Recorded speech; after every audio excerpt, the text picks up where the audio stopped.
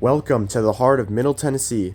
Just outside of Music City in Lebanon, Tennessee, the stars of the Geico Cup Series have arrived at the 1.3-mile Nashville Superspeedway. The largest all-concrete track in Nascar is known for burning up tires, changing grooves, and producing dramatic late-race finishes.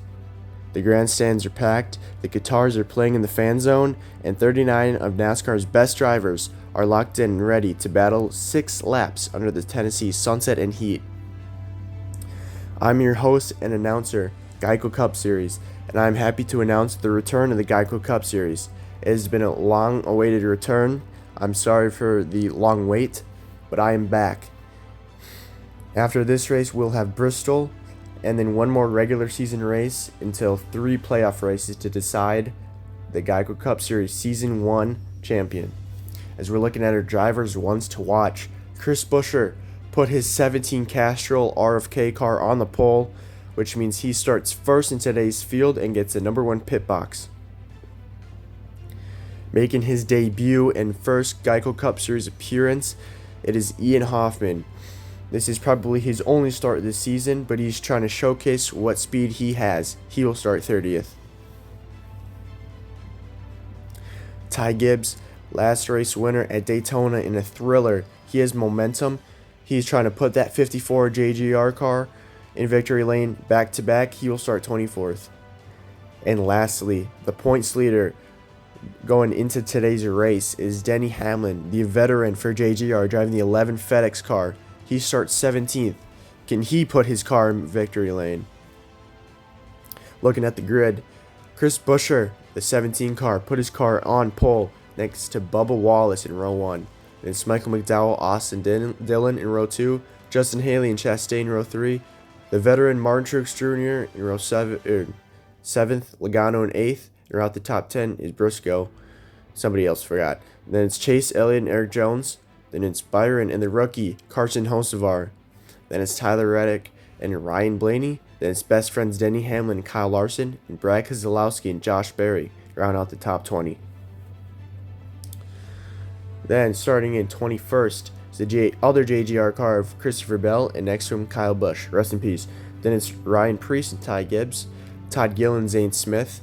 Then it's Austin Cindric and Daniel Suarez. And rounding out the top 30, it's Noah Gragson, and then number 30 and 30th, Ian Hoffman. Then the last 9 drivers, it's John Hunter Nemechek, Harrison Burton, AJ Allmendinger, Kaz Grala, Timmy Hill, Ricky Stenhouse, Daniel Hemrick, BJ McLeod. Rounding out the field, it's Corey LaJoie.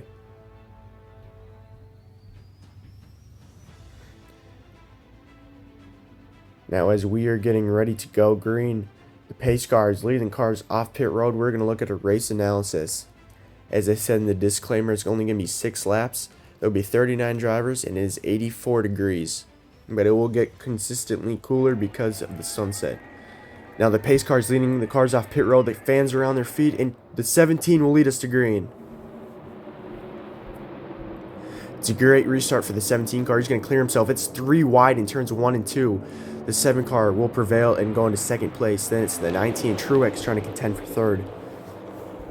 2 Toyotas back to back for third place. The 7's going to dive in on the 17, try to take that spot away, and he will take first place, and he will lead us on the second lap.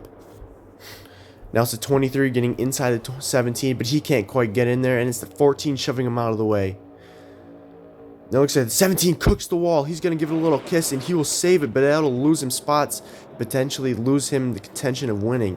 Now the 7 car has built up a decent lead, but the 14 and 23 are steadily catching. Now it's the 77, the rookie, making up many spots. Better look out for that kid because he is a torch to the competition. Now the 23, he's going to clear the 7. And it's the 7 and 14 side by side going on to turns 2 onto the back stretch of 14. He prevails and he'll clear for second place. Now, can he try anything on 23? It's a 9 car trying to take second place away from the 14.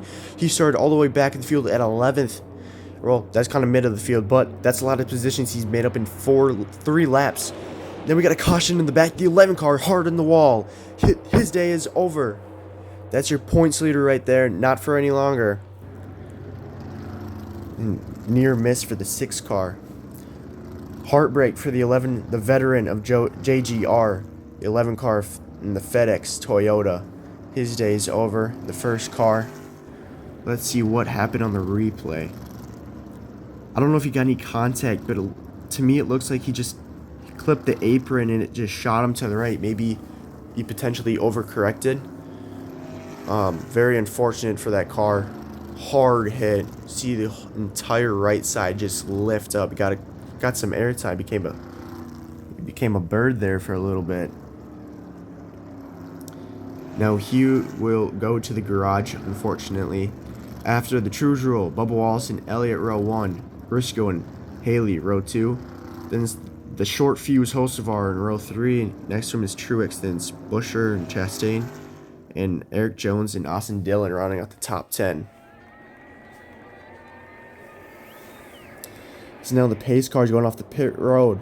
And that 23.9 will lead us to potentially the last restart into overtime. Side by side. Now it's 3 wide. The 77 cooks it. That was predictable. 4 wide. The 23's day is over thanks to the 77. It is 4 wide back there. What does the 14 have for the 9? He's going to dive down inside and try to take first place away. And 1 lap to go. Next flag ends the race. The 14 clears the 9 car. Let's see what's going on inside the 14. Out of turns 1 and 2. He's going to clear the 9 by a couple car lengths. Looks like he's going to try to break the draft, and good job doing that. The 9 hasn't gained much ground. Does he have anything left in the tank for him? He's just going to play the safe game and say, hey, I'm going to take second place. 14 and Chase Briscoe is going to lock himself in the playoffs and take home the guitar at Nashville Superspeedway. So he is going to burn it down. He's going to burn down the rubber. He's going to grab the checkered flag. Let's watch the replay of how this came to be. As you go on board, the 14 in the turns 1 and 2, very clean corner for that 14. He breaks the draft, and that was really the only shot for the 9. He needed a gain using the draft, but with the 14 breaking it, there's nothing to keep him going. So the 14 will lock themselves into the playoffs. The 9 car is going to have to try next week. He's got 2 races to do so, but very close race and heartbreak for Chase Elliott.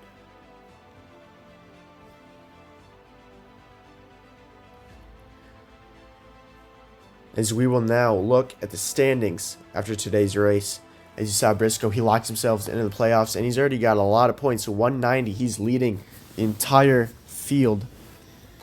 You can pause it and look at your favorite driver. I'm not going to go through all these names. That's too much for my voice. But there's a couple drivers that really do surprise me. Brad Keselowski in 35th. He only has 41 points. Might have to retire after this one. This is a terrible outing for him. And it's Bubba Wallace all the way back in 21st and Hocevar in 23rd. Now we're looking at the playoff picture. We got 6 drivers locked in. Briscoe, Kyle Busch, Barry, Bowman, Tyler Reddick, and Ty Gibbs. Very diverse field there of Toyota, Chevys, and Fords that are already locked in. Which one of those drivers can lock themselves into the playoffs? Like, subscribe, and hit that notification bell to help me out. Thank you all for watching, and have a good day.